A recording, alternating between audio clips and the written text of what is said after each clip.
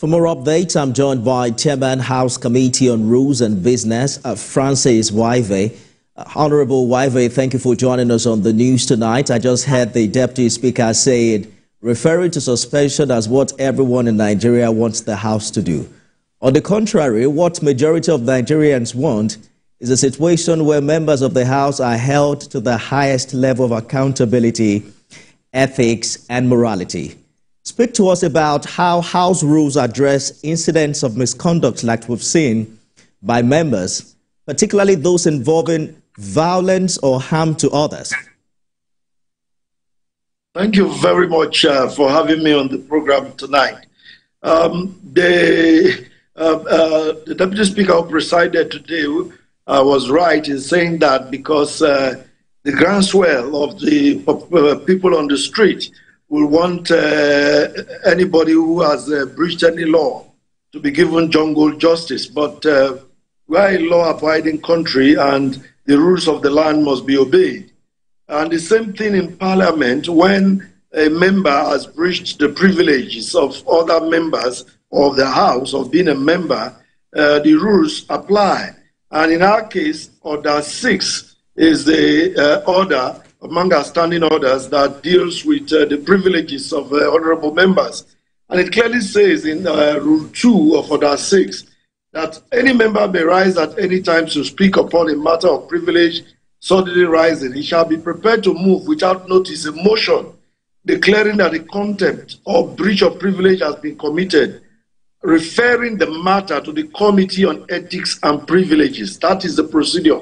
So even if people expect suspension or anything, you begin first by fair hearing, giving both parties involved in any matter the opportunity to speak out. But you are correct, too, when you say that what Nigerians expect is high moral standard from those who hold public office, from those who are referred to as honorable.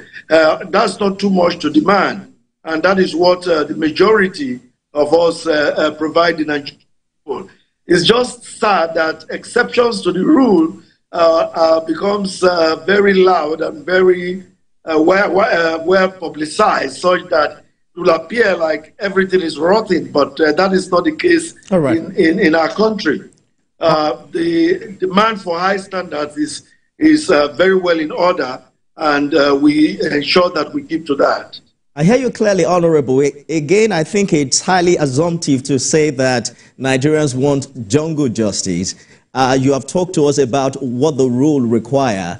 There are questions about the measures in place, for instance, to ensure that members of the House maintain the highest standards of behavior, both within and outside the chambers. For instance, precisely, I just want you to speak to what constitutes misconduct for members of the House, because we've seen a member of the House suspended in the past for raising allegations of budget padding. What, according to these rules, would you say constitutes misconduct in this regard?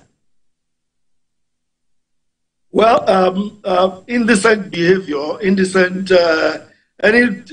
behavior that brings disrepute to the House, and any behavior that is unbecoming of somebody who holds public office is a breach of privilege that he holds, and that every member ought to enjoy. So when you breach my privilege, I have a responsibility to bring it up.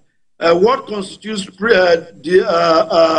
a breach of privilege is defined by many different respects. But anything that is not of good character, anything that is not decent, anything that is not honorable, is anything that is not ethical. In fact, that is why there is the Committee on Ethics and Privileges, and the committee's responsibility is to ensure that ethical behavior is what is the norm. And you know that ethics is higher than law. Law will say don't do this, don't do that, but ethics goes into moral behavior and of the individual. And that is what we are looking at every time when we talk about ethics and privileges and the committee involved with that. So that's the rule. I hear you clearly, Honorable. Because of our time, just before we let you go, we understand that the House is now investigating this matter. But how does the House plan to address potential conflicts of interest? or bias in the investigation and disciplinary process, considering that this is one of you? Well, in every case where such things are done, the House gives the privilege or the opportunity, rather, for every party involved to be heard. So in this particular case, the driver will be invited by the Ethics and Privileges Committee to tell his side of the story, and the honorable member will also tell his side of the story. And other people involved, like whoever made those phone calls,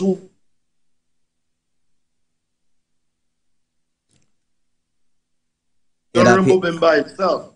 And usually we do our things in the open. All right. Public hearings are open, investigative hearings are always open. So the public can be assured that there will be no bias, there will be no victimization of anybody. And good enough, the honorable member involved has been very remorseful. He has given his apology to the Nigerian people. So we do not expect anything different to come out of the investigation.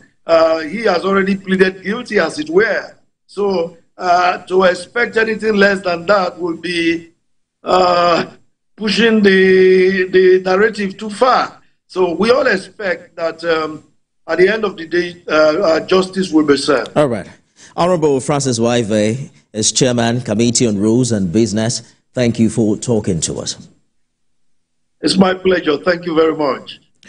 We'll return with more stories after this break. Stay with us, everyone.